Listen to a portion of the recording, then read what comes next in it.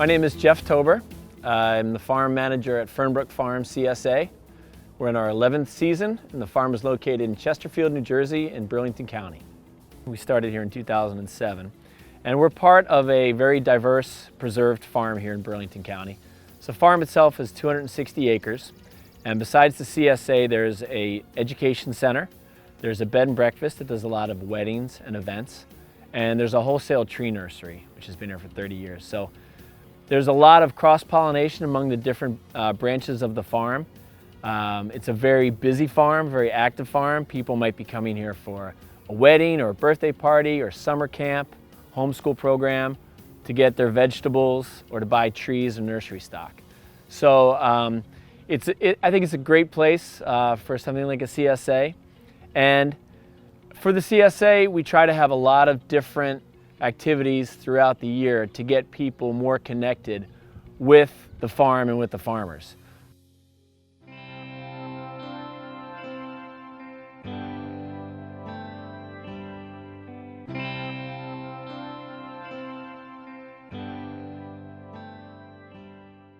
So in the fall, we plant our garlic. The old saying is plant your garlic around the World Series. But I think for us, in this zone, mid-October to early November is probably the best time to plant our garlic. So before that, we're prepping the field. We spread well-aged compost at a ratio of something 30 tons to the acre. And we'll also put down our fertilizer. Because we use a mulch over the garlic, it's hard to fertilize after the fact. So before we do our last field prep, we'll put down fertilizer at about 600 pounds to the acre. Of organic fertilizer.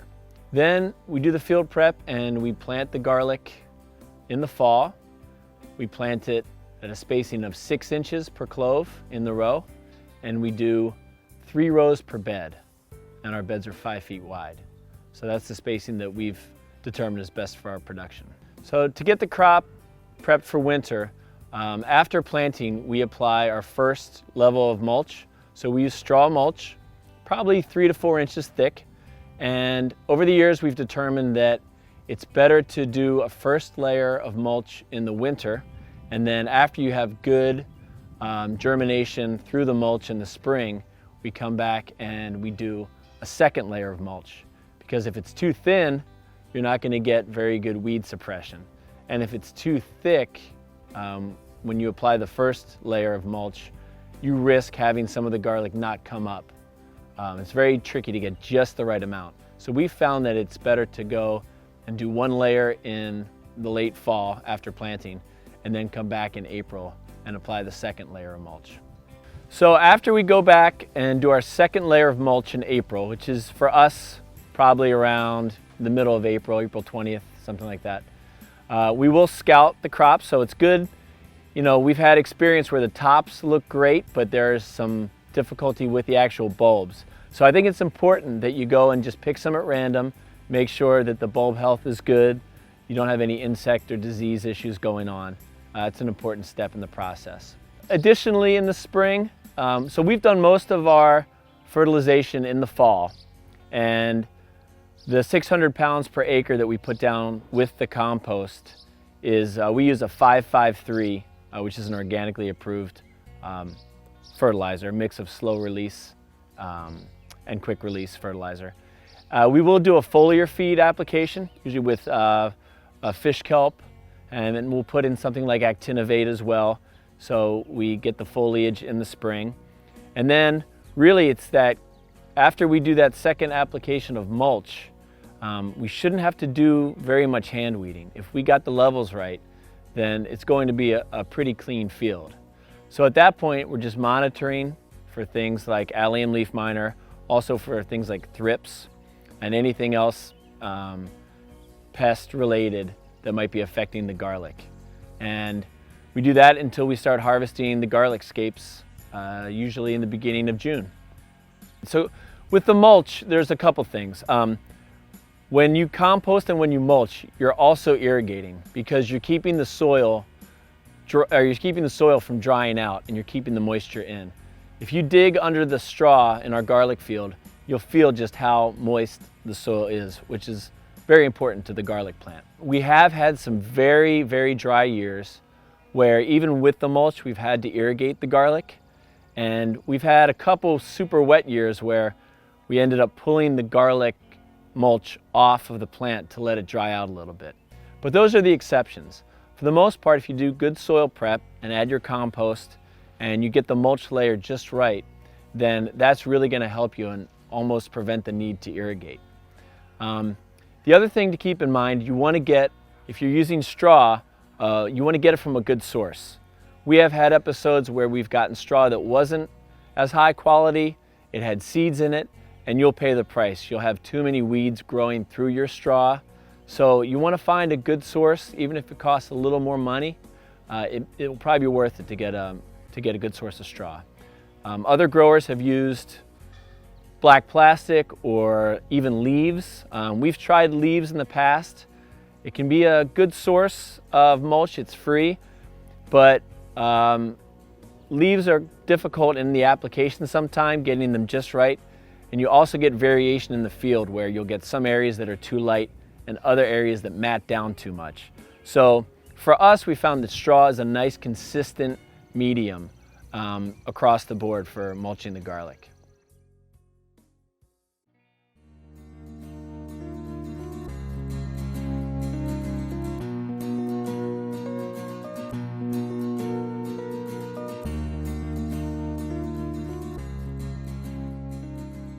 When we determine when to harvest our garlic, the first step would be pulling off the garlic scape, which is the seed head of the garlic. And you do that for really two reasons. One is because pulling off that seed head will help encourage bulb growth in the last 30 to 40 days of the plant's life, and where it really does 50% of the growth. So that's a really important month for the garlic.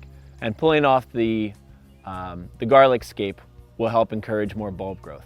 Additionally, a nice thing about garlic is the garlic scape is really like a garlicky scallion, and it has food value, and our customers love it, and we sell garlic scapes as well. So you're getting additional value from the garlic, which is great. I should mention that we will harvest, after we pull the scapes towards the end of June, we'll generally harvest some fresh garlic for our shareholders. And that's a real treat because it's something you don't see very much in stores and markets. And it's a very pungent, very garlicky taste. And the garlic by that point is also big enough where you can, harvest some and distribute it fresh.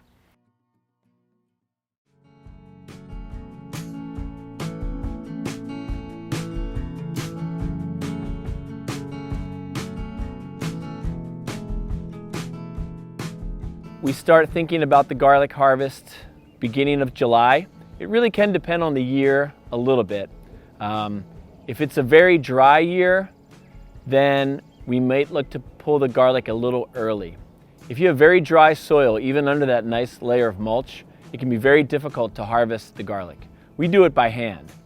And also, if you let the garlic stay in the ground too long, it can be difficult to harvest, as you really want to avoid when you pull the neck separating from the bulb. That can make things extremely difficult and really mess up your harvest. So you want to get it right in that sweet spot when the plant is just starting to die. So our indication is when the bottom third of the plant starts to yellow and die back, usually around the 5th to the 10th of July, then we start pulling the crop. And when we harvest, we generally harvest the whole thing at once. We get a whole mess of people out there and we just pull the entire crop. And again, for us here in Zone 7, that's around mid to late July.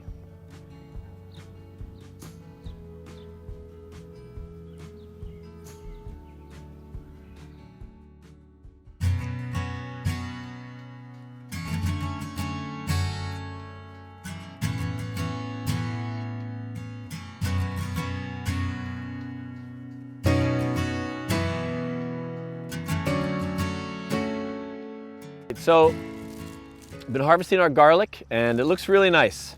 One of the ways we cure our garlic is we hang it in the barn. And so our farmers here are just taking 5 garlics, bending the tops, and putting a rubber band around it 3 times. And then what we'll do is hang it on cables that we have up in the barn.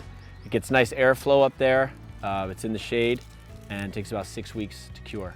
Some of the garlic we're just going to cure on pallets where we don't have that much barn space, so we set up pallets in a covered area and we sort of stack them so they get good airflow and they cure well, and we can enjoy the garlic well into the winter.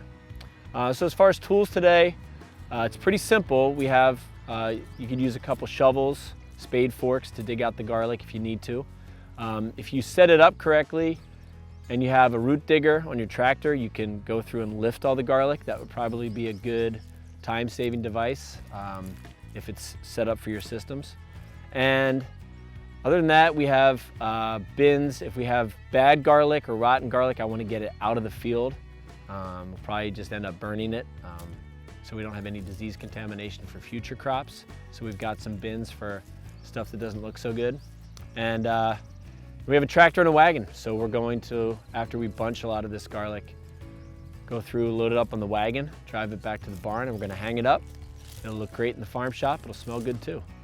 By curing, you're really drying out the garlic. So it's very important. You want to leave the stalks on the garlic when you cure it. You can't clip it right away. You have to cure it on the stalk. And that will help the bulb seal off, and that will make it a very good storage food. So you can have garlic well into winter, and also, of course, you can plant it in late fall or mid to late fall. So how long do you cure your garlic for? You'll see, you'll have to monitor, but usually it's about 4 to 6 weeks. You can cure it a little bit longer, and then you want to start thinking about clipping your garlic. So at that point, the stalks are dry, and you leave about 1 inch or 2 of stalk on the bulb, and then you clip it with a pair of pruners, something sharp. And that garlic, now that it's cured, you can store it in a cool, dry place, and you can distribute it. It's good for eating, and you can also save how much you need to plant for next year's crop.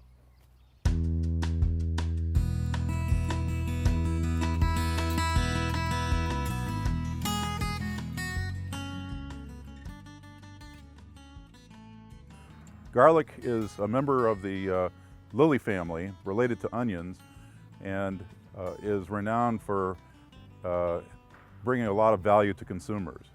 It's a very highly flavored vegetable that people value in the various cuisines, and it's also relatively easy to grow. It tends to complement other crops from the standpoint of the growing season and the need for labor and inputs. It's planted in the fall, generally. It overwinters and then regrows during the spring, matures during the early summer to midsummer, before many of the other vegetables in an operation begin to mature. So it's good from the standpoint of spreading out the labor and resources in the business. Critical considerations for growing garlic, first and foremost, is the availability of labor. There's a fairly labor-intensive crop to grow. It takes quite a bit of labor to plant the crop in the fall. During the spring, there's some labor involved in getting the seed beds prepared for regrowth, and definitely quite a bit of labor component during the harvesting, cleaning, and curing period. So that's an important consideration. The second big consideration is weed control. The canopy for garlic, like onions, is very open and doesn't tend to shade out weeds. So weeds tend to become a problem in garlic and onion fields. The best way to control weeds is usually through some kind of a mulching product. We should consider some kind of an organic mulch like straw or other ground covers would work very well. And then hand hoeing. It's difficult to use herbicides after the crop is established.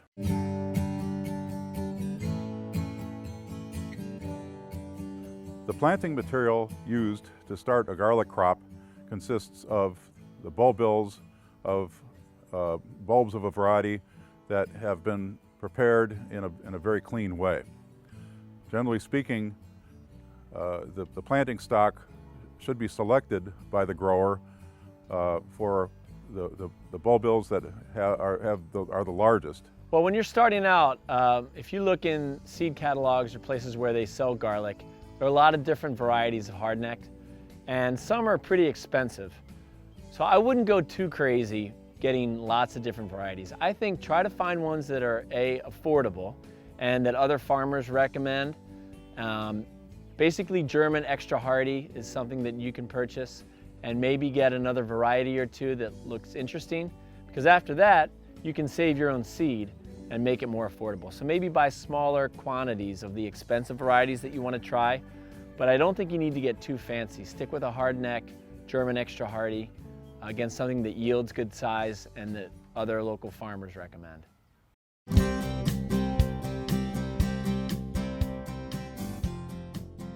Well, now what we'll do in April is scout for the allium leaf miner. We look for the indications of egg laying in the top of the foliage and take preventative measures. This year we did spray a little bit for the adult flies in April, and also we used row cover to try to keep the adults off of the garlic in April into very early May. So this might be something, as we learn more and more about the allium leaf miner, if it becomes a more serious pest, we may incorporate row cover as a general practice, which would mean when the adults are flying, the adult flies, you would want to physically keep them off of your garlic with something like row cover for that 3 to 4 week period while they're laying eggs. And that might prove to be a very helpful thing to do to keep your crop in good shape. The optimal soil type for garlic is a range of soil types as long as the drainage is very good. Garlic thrives best on a soil that has a high organic content, in excess of 4 or 5%. It can be grown in a type of soil that ranges from a totally organic muck product that is well drained all the way to a sandy loam, as long as the organic content is fairly high. The important thing is to avoid soils that have a high silt content or clay content, where consolidation of the particles can lead to the adherence of the soil to the bulb. That makes it very difficult to harvest and clean the bulbs, and also leads potentially to the formation of diseases on the bulbs if water does not drain from the area of the root system in the bulb. So for what we've discovered at our farm is that after we harvest our garlic, you have a lot of organic matter in the form of all that straw mulch that you put down, which is great. And what's worked for us is putting that field into fallow for the next year. So we incorporate that straw into the soil, and we'll put it into a clover-based, very thick cover crop, and we'll take that field out of production the following year. And then when we use it the year after that, we have usually a nice fertile field that's had a lot of organic matter added to it. So you could grow crops after that, but if you do use the straw mulch, that is one thing to consider, is it's going to take a little time to incorporate all that organic matter back into your soil, which we see as really a real good long-term benefit to that field.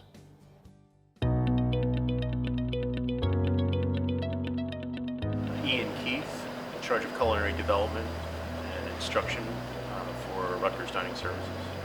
What makes high quality garlic? Garlic should be tight and firm in its bulb. The paper should be dry. It shouldn't be spongy in the bulb. And it should be reflective in appearance of its variety.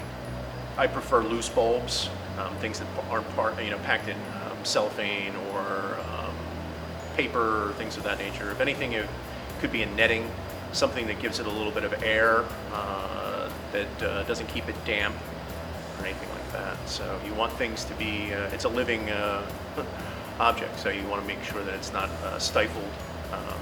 Once again, it goes back to storytelling. Niche farms and growers that are niche growers want to tell their story, and that's important. I'm a storyteller, I'm a chef. I want to tell your story. I want to talk about the sustainability. I want to talk about the individual local farm. I want to talk about how it was grown. I want to talk about why it was grown, your passion, and what it is, what variety it is. Best way to ship garlic would be to ship it with a driver that knows the product. I can't tell you how important it is to send people to restaurants in general, or anywhere that you're delivering your garlic, retail operations, but somebody who's informed, somebody who has passion about growing the garlic, knows how the garlic was grown. Those opportunities, just to speak to a driver who knows what he's carrying, is very important. I would say that today there's a boom in garlic, and specifically in heirloom garlic. Garlic that necessarily isn't mass-produced from Asia, although there are heritage groups of garlic from Asia that are hot and spicy right now that are very delicious. But non-commercial, heirloom seeds, heirloom varieties that offer, once again, a different sort of flavor, a different aspect to them than commercially grown garlic. Actually make black garlic from it, put it into a powder, which we're doing here at Harvest as well, where you can actually dehydrate it over the course of 10 days. Grind that into a powder and actually season different fish, different chicken, roasted vegetables, things like that. This is firm, as you can see. It's not spongy. The cloves are all in very tight. It's free of dirt and any other organic matter. It's trimmed very neatly. So this is a good quality hard neck garlic. We have a garlic here which isn't actually a garlic. And as you can see, some of the bulbs are falling apart. So this is telling you that this garlic is of some age. But you can see that it's very large shaped bulbs, the brown skin. This is very good in soups. It's very good in, it reflects a very mild flavor. This hard neck would have a more pungent flavor to it, maybe even a little bit of a spicy quality to it. So this is a soft neck variety of garlic. Once again, you can see that it's very tight, very firm. The paper isn't flaking or anything of that nature. It's free of dirt or other organic matter. The neck here would be actually a long, soft neck that you would see these braided a lot of times at farmers markets and things like that.